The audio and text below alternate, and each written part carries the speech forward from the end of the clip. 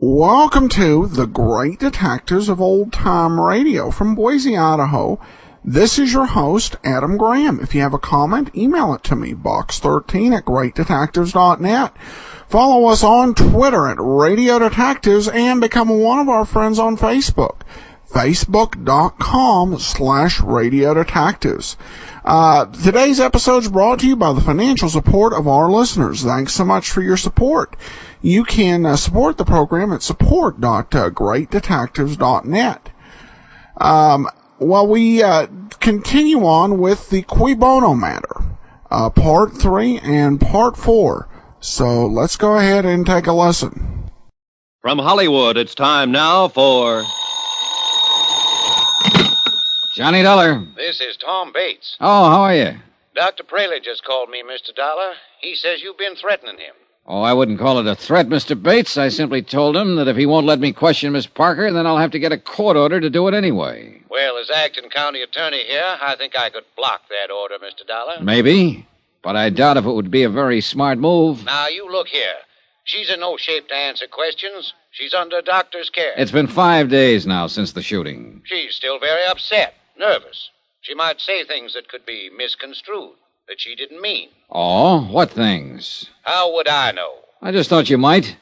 Since you've already questioned her once, right after she killed her father. Wasn't she upset then?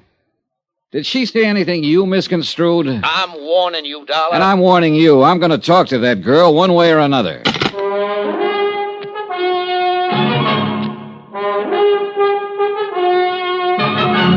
Tonight and every weekday night, Bob Bailey in the transcribed adventures of the man with the action-packed expense account, America's fabulous freelance insurance investigator. Yours truly, Johnny Dollar.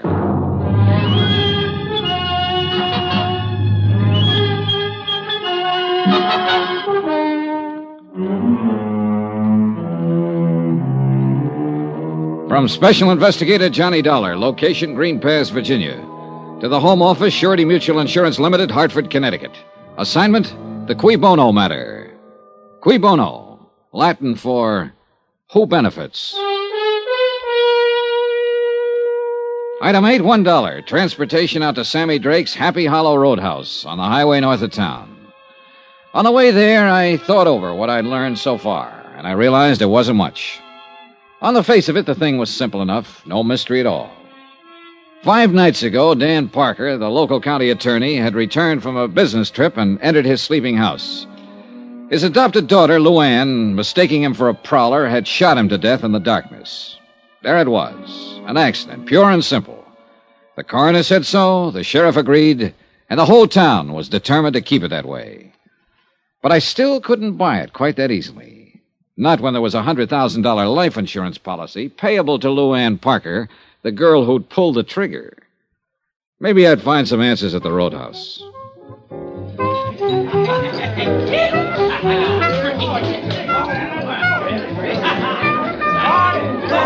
The Happy Hollow was like 1,000 other places of its kind. A neon-lighted barn set 50 yards off the road. Inside, a jukebox, a raucous bar, and a scattering of tables around a splintery dance floor.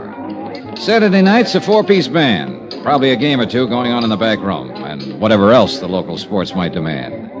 It was early yet, and the joint hadn't started to jump. What's the word, Mac? Save your money and buy booze. Yeah, man. Out of towner, huh? Depends on which town. Any town but this one, man. Here it's for the birds. Oh, I don't know. Looks to me like you got a good setup here. I'm eating. But it ain't easy, man. It's rough. Oh, it'll be rougher, Sammy, with a new county attorney. What's the pitch, Mitch? That's your name, isn't it? Sammy Drake? That's a crime, maybe? Oh, might be. I don't know yet. You with the feds? No. Syndicate man? No, I'm an insurance investigator. Insurance? You mean protection? Not the kind you're talking about, Sammy. I'm here in connection with Dan Parker's death. You mean you're legit? That's right. Well, tie me up and mail me off. I thought you were somebody putting a bite on me. I am. Yeah? Yeah. I got some questions, Sammy, and I want some answers.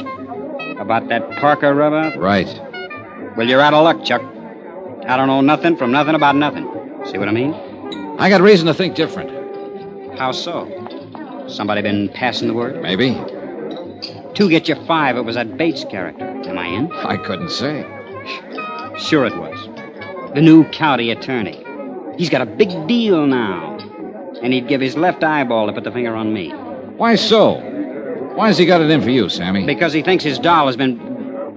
You mean the Parker girl? I forget. You want to do it the hard way, Sammy. No speak English. I can get Tom Bates to issue a warrant, you know. He'd love to have that chance. So you can either talk to me here and now, or you can talk to him and the sheriff in the basement of the courthouse. Rough and tough, huh? If that's what it takes, yes. Come on back to the office. All right. What'd you say your name was, Buzz? I didn't. It's Dollar, Johnny Dollar. Dollar, huh? Yeah, rhymes with collar. I always like to be wise to who's putting the slug on me. Come on in. Thanks. How about a drink? No, thanks. Well, I guess I'll have a short one for my health. You hungry? Like a steak?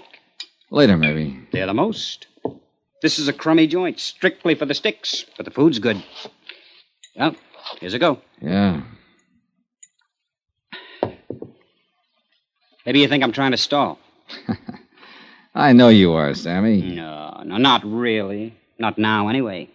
Because when I stop and think about it, I can't see where I got anything to worry about. You see what I mean? You haven't, unless you had something to do with Dan Parker's death. Now, let's relax, Max. The way I get the word, nobody had anything to do with it except that doll. Could be. Could be nothing. Did she blast him or didn't she? Apparently she did. Thought he was a burglar. That's a rich one. And she's halfway right at that. Meaning? Look, Dollar, I'm on a level with you. If you got any idea that I wanted Dan Parker knocked off, you're way out there. You want to know why? I can probably guess. I'll tell you why. He was my fix in this town. 3 years I've had this place open, and I've never been touched. So why would I want to put myself out of business? Oh. How much was the payoff? $1.50 a month. Maybe you figured you could make a better deal with somebody else. Yeah? Who? Not with that stuffed shirt Bates. He's just been itching to get at me. But Parker kept a lid on him. How about the sheriff? Who knows? I'm going to give him a pitch, of course. It's my only chance now to stay in business. But I don't know if he'll play. See what I mean? All right, Sammy. Let's go back to the question I asked you outside there. Why does Bates have it in for you? Because he's got the drooling goose for that Parker kid. And he didn't like it much when she kept hanging around me. How'd you feel about it? You want the truth? I didn't like it much either. Why not? She was too wired up and spoiled. Used to getting her own way. Oh, this town's treated her like a queen or something. She figured she could do as she pleased. Well, that don't go in a joint like this. What do you mean? Well, these lads come in here, get a few shots under their belt. Dame like that starts to mean trouble. I didn't want her hanging around. I had a good thing going here, and I wasn't about to get it lost up. But it was no use. I couldn't keep her out. What did her father think about it? He didn't like the idea, but he couldn't do much about it. She got her own way with him, the same as with everybody else. Except when she wanted to go to New York. Well, nobody can win them all. I understand you put that idea in her head, Sammy. Then you better take a different understanding. Yeah? Yeah. She was bugged up on that idea before I ever met her. That's why she started coming in here. She wanted me to put her hep on how it was in the big, wild city. She wanted to know how to get in. What was the names of all the spots, including the rough ones? How the rackets worked. How would I know how the rackets work? I didn't say a word, Sammy. You know something? In some ways, that kid's as smart as a mink. But underneath, she's a regular hick, just like the rest of them around here. She thinks that stuff is glamour, the big time, hot stuff. And she was busting her braces to get at it. Even this place, this crummy clip joint. To her, it was wicked and exciting. Oh, man, how square can you get? I suppose you tried to talk her out of going to New York. Do I look crazy or something? I was all for it, anywhere. As long as it got her off my neck. Oh, a beautiful girl like Lou Ann Parker on your neck and you were trying to shake her off? Oh, Sammy, I'm losing you. Oh, look, Dollar, when it comes to dames, I've got as fast an eye as the next guy, but with that chick, oh, man, I unpack my toothbrush and I stay home. Why? Why? She's got this whole town fooled. Everybody but me. A sweet little thing in ruffled rompers, bucking for a halo. Well, I got news for you, brother. She ain't. And you're the only one who really knows her. Is that what you're claiming, Sammy? Sure. It's a big laugh. But that kid's smart. And inside, she's colder than a fish. I'm a fairly tough baby, Dollar, but I'll tell you something straight. I'm scared of that girl. Expense account item 9, $6.90. Steak and incidentals at the Happy Hollow Roadhouse. And Sammy Drake was right. The steak was good. Item 10, $1.75. Transportation out to the Green Pass Railroad Depot, 3 miles east of town. I tried to see that night station agent earlier in the day, but he was sleeping then. But it was nearly midnight now, and I figured he'd be on duty. He was.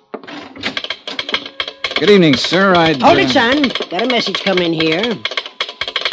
Yes, sirree. Old number 8's going to be right on time. I'm glad to hear it. I want to... Hold it, son. Got to answer it, you know. Mighty important business getting these here trains through. Yes, I imagine it is. Hold it! Yes, sir. Right on time. Be here in about 2 minutes now. Well, son, what's on your mind? I wondered if you were on duty the night Dan Parker got back in from Richmond. The night he was killed. Oh, yes, indeedy. You must be that fella Sheriff Jim Peterson was telling me about. That fella from the insurance company. Yes, that's right. Well, then I guess it's all right to talk to you. Leastwise, that's what Jim said. Nice of him. It's a mighty terrible thing. A downright tragedy for that poor motherless girl. Making a mistake like that, shooting her own father. Yeah, rough deal. Did you notice Mr. Parker when he got off the train that night? Why, of course I did. I always notice anybody getting off. It's part of my job, son. Yeah, well, It was right about this same time of night. He come in on number 8, the same one that's due in now. Did you talk with him? Of course I talked with him. I know Dan Parker since we was both pups. He said, "Hi, Willie." I said, "Fine." And he said, "How's the family?" And I said, "Fine." And he said, "Well, you know, we talked. We had to talk more, too, but there's some fellow with him." Oh, well, I didn't know that. I reckon it was just some passenger he'd struck up the time of day with. Dan was all... There, you hear that, son? She's a-coming across the Briar Creek Bridge right now, right on time, Well, too. look, what happened to this stranger? Did he and Dan Parker leave the station together? Oh, no. No, they just talked while the engine was taking on water. The fella got back on the train before it pulled out. He's just going through. Did you hear what they were talking about? No, can't say that it did, son. Most likely didn't amount to nothing, though. No, I suppose not. By golly, I did hear one thing. Oh, what? Just when the train was starting up, the fella leaned out and yelled, "Thanks a lot, I'll be seeing you." Dan just grinned, waved back, and went on down the platform to the telephone booth. You, don't know what he meant by that remark. Oh, nothing, more than likely. Just one of them things you say, you know. But that's life for you, because he won't be seeing him after all. See, she's coming around the bend there, son. I gotta get the mail sack out. You got any more questions? You're gonna have to ask him on a run. The mail's got to get through. I wouldn't think of stopping it. Hey, look, you said Dan Parker made a call from that telephone booth over there. You know who he talked to? Nobody, son. What do you mean? Why, he come back and said get a busy signal. I guess he'd have to walk home. And that's what he done. That was his mistake. That was one of them anyway. And you got any more questions? I reckon they'll have to wait. I haven't got any more. How's that, son? I said thanks a lot. What for? Well, there you got me. I don't know.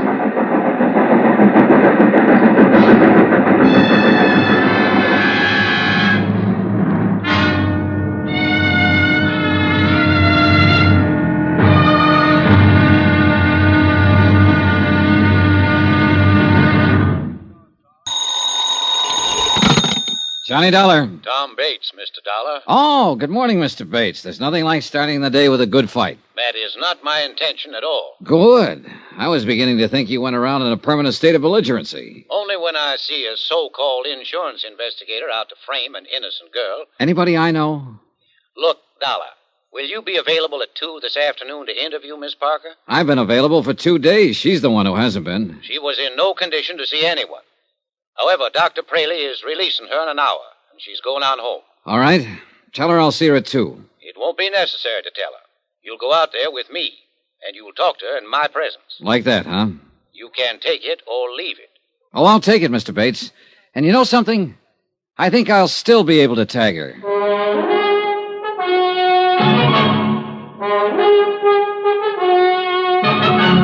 Tonight and every weekday night, Bob Bailey in the transcribed adventures of the man with the action-packed expense account, America's fabulous freelance insurance investigator. Yours truly, Johnny Dollar.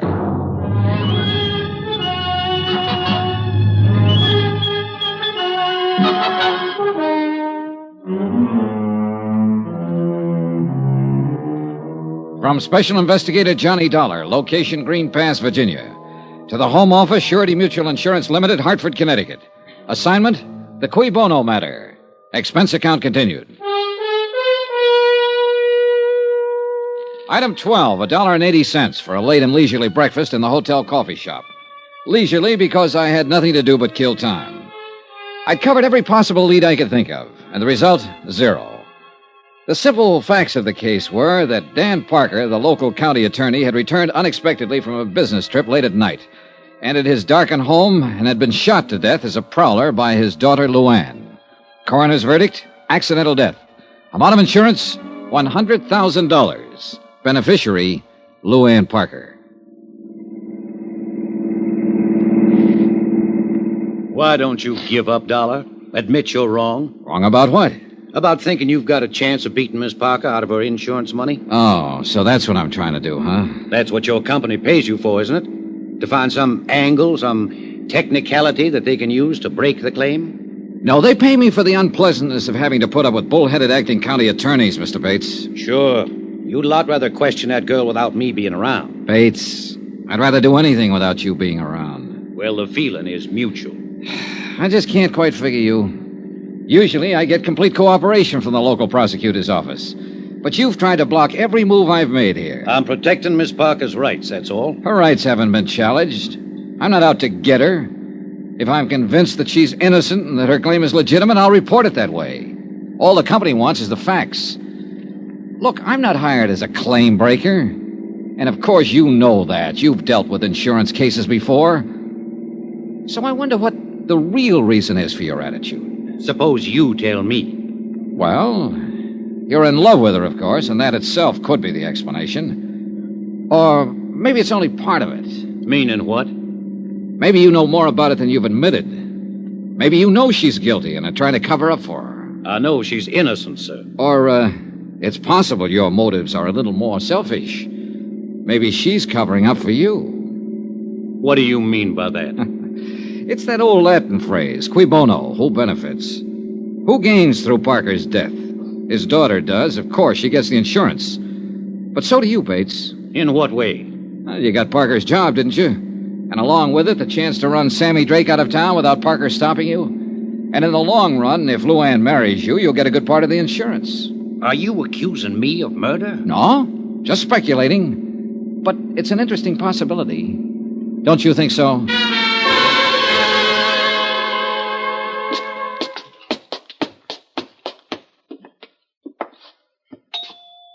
Any particular subjects I should avoid, Mr. Bates? Ask anything you want, as long as I'm here to advise her. Oh, hello, Tom. Luann, this is Mr. Dollar from the insurance company. How do you do, Miss Parker? Mr. Dollar, won't you come in? Thank you. I guess we better go in the study. Mary's cleaning the living room. In here. Just sit down anywhere. How do you feel, Luann? Oh, I'm all right now. For a few days after it happened, I couldn't feel anything but horror, self-loathing. I wanted to kill myself.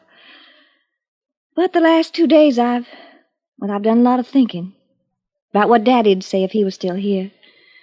He was a wonderful man, Mr. Dollar. Yes, the whole town seems to agree on that. I'd give my life gladly to change what happened. But it can't be changed. Daddy used to say, Luann, remorse is only self-pity in disguise. The future is a question mark. All you have is the present, so live it. He believed in those ideas, Mr. Dollar, and I'm going to try to live my life by those beliefs, because I loved him very much. Miss Parker, I have a few things I'd like to ask you in order to complete my report. Do you feel up to answering some questions? Yes, of course, whatever you wish. I insisted, Luann, that I be present during this interview. Why, Tom? His job is to save money for the insurance company. He'll try to trip you up, lead you into saying things you don't mean, things that could be misinterpreted. Tom, that's ridiculous. I've nothing to hide. Of course, hon. But he'll make it seem as if you do. I'd say you're making it seem that way, and for no more reason than just a silly kind of suspicion. Luann. Mr. Dollar, would you rather talk to me alone? I think it would work out a little better that way. Tom, it's been nice to see you. I'm not leaving. Yes, you are leaving. Right now. Honey, you don't... I said now. All right, darling. I guess you will. Phone me later, Tom. Sure, Luann. He's nice. He means well, but sometimes he can be an awful idiot. Oh, his actions are fairly normal for a man in love. Or one who thinks he's in love. It usually adds up to the same thing. Cigarette, Miss Parker? Oh, thank you. Well, what is it you'd like to know, Mr. Dollar? First, let me tell you a few things. I've talked to quite a number of people during the last 2 days. They all worship you. In fact, only one person in the whole town said anything against you. And he's a man whose word on anything would be a little questionable. Sammy Drake, I suppose. Yes. Well, I don't know what he said, but I imagine he thought he was being honest. You see, Sammy's never understood me at all, and I guess I have given him a kind of a bad time. How do you mean? By pretending to take him seriously. Most people seem to think of me as a child, Mr. Dollar, but actually in my attitudes and awareness, I'm quite a lot older than my age. Of course. And I saw right through Sammy the first time I met him. He's just a silly little would-be tough, but he likes to think of himself as a smooth, wicked mobster type. So I pretended to go along with it, even put on an act of my own in return. And what do you think happened? You had another Tom Bates situation on your hands. Sure. Sammy took me seriously. Well, I didn't want any part of that, so of course I ran for cover. And he has never forgiven me. Well, I guess you can stand having one detractor, Miss Parker. You got a big team on your side. I like people. I guess that's why they usually like me. I've had a wonderful life, Mr. Dollar. And I'm very grateful. Especially to Daddy. He did everything possible to make me happy. I think if I'd asked for the moon, he'd have tried to get it for me. There was one thing, though, that I understand you disagreed on. You mean my wanting to go to New York? That's right. I guess the only arguments we ever had was over that. If I'd only known how short a time he was going to be with me, well, it didn't matter that much. I felt I was right, that the only reason he was against the idea is because he still thought of me as a child. Parents usually do that. I know. And it just didn't matter enough to hurt him when he had so little time. But you can't go back. I wonder if you would try to go back for just a moment, Miss Parker, and tell me in your own words just what did happen that night. Well, Dad had gone to Richmond on business. None of us expected him back that night. All right, go on. Well, Mary, she's our housekeeper. She went to bed early. I read till about 11, then I went to bed. And shortly after midnight, something woke me, a noise down on the terrace. I looked down from my window, and I saw sort of a dark shape slip across the terrace toward the back of the house. I was scared stiff. I'd heard prowlers outside twice before during the past month. Yes, the sheriff told me you did. Yes, well, I realized it was up to me because Mary would have just gone to pieces if I'd waked her. All I could think of was getting to the phone down at the bottom of the stairs. When I started out of my room, I could hear somebody fooling with the lock on the back door. And that's when I thought of the gun. Where was it? In the drawer of the night table beside my bed. Daddy had put it there himself after the night I heard the prowler, but I'd almost forgotten it. All right. Then what did you do? Well, I took the gun. I went back out into the upstairs hall. All I had in mind even then was to go downstairs and get that phone. But when I reached the stairway, I heard someone moving down below, and I realized that whoever it was had already got in the house, that they were starting up the stairs. And I could see just a vague blur, dark shape against the shadows. I was petrified. I remember thinking he's probably got a gun. And without even stopping to consider, I fired twice down the stairway. Yes, Miss Parker? I heard him fall. I knew I'd hit him. Mary screamed and came running out of her room. I found the switch and I turned on the lights. And then I saw what I'd done. It was Daddy. I'm sorry, Miss Parker. And I'm sorry it's necessary for you to go back over this. I'll be all right. There was one thing that wasn't brought up at the inquest. Your father apparently tried to make a phone call from the railroad station that night, and he told the agent all he was getting was a busy signal. Could he have been trying to call here? I don't know. I didn't know about it. Would he be likely to call you, coming in unexpectedly that way? Oh, he'd be more likely to call Jake Digley. Jake runs a taxi service here. Yes, I met him. Well, he might have tried that. But Jake was out at Sammy's place that night. Well, the reason I say that is because Daddy would have known that our phone is usually off the hook at night. Was it off that night? Well, I don't remember. Maybe Mary knows. One or the other of us was always taking it off because we had to go clear downstairs to answer it. Yes, Miss Luann? Oh, Mary, the night Daddy was killed, do you remember whether the phone was off the hook or not? Yes, Miss Luann, it was. I remember when I picked it up to phone the doctor. I ain't sure if you left it off that night or I did, but it was off all right. Thank you, Mary. Yes, sir. Well, Mr. Dollar, what other questions do you have? None, as a matter of fact. I did have several more, but you've already answered them indirectly. Thanks for cooperating. You're quite a girl, Miss Parker. Oh, yes, I'm quite a girl. A girl who killed her own father. Goodbye, Mr. Dollar. I meant exactly what I said to her. One way or another, she was quite a girl. Either she was one of the sweetest, bravest, and most honest kids I'd ever met, or she was one of the smartest, coolest little murderesses who ever walked the face of the earth. And I was very much afraid that I'd never be quite sure which.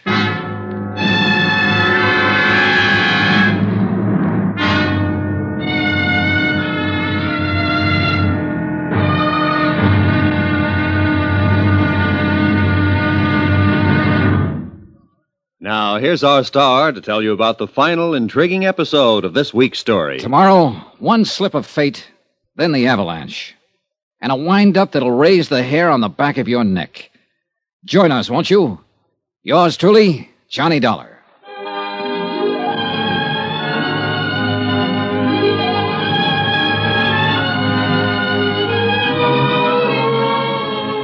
Yours truly, Johnny Dollar, starring Bob Bailey, is transcribed in Hollywood. Written by Les Crutchfield, it is produced and directed by Jack Johnstone. Be sure to join us tomorrow night, same time and station, for the next exciting episode of Yours truly, Johnny Dollar.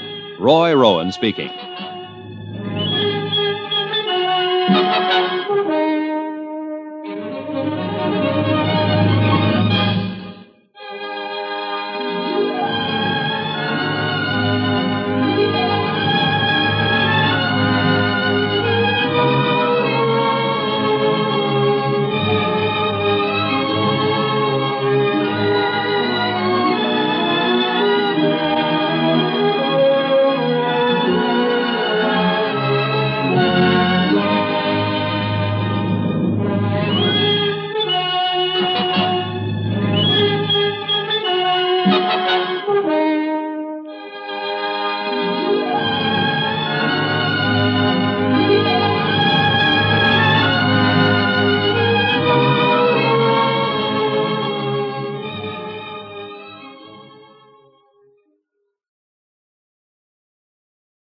Welcome back.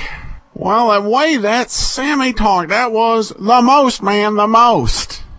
Seriously, well-written dialogue. Before I got into listening to old-time radio and watching more of the old-time television programs, I tended to associate this sort of conversation with the 60s.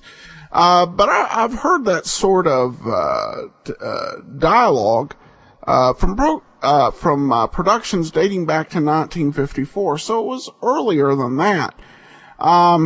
Overall, it does appear that the way things are heading, it'll be an accident, but I wouldn't bet on it, just because if everything turned out to be the way it seemed, we wouldn't be hearing this story. Plus a promise of a big finale on Friday, so you want to be sure and join us back there in 2 days. And join us tomorrow for Nick Carter.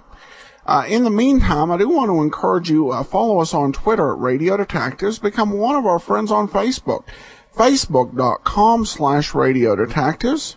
And be sure and rate the show on iTunes. We're only 8 ratings away from having 200 on the main feed, and so I'd appreciate it. An actual review is welcome, but not required when you rate the show. We'll see you on Friday. From Boise, Idaho, With a reminder to email me at box13@greatdetectives.net and follow us on Twitter at Radio Detectives. This is your host, Adam Graham, signing off.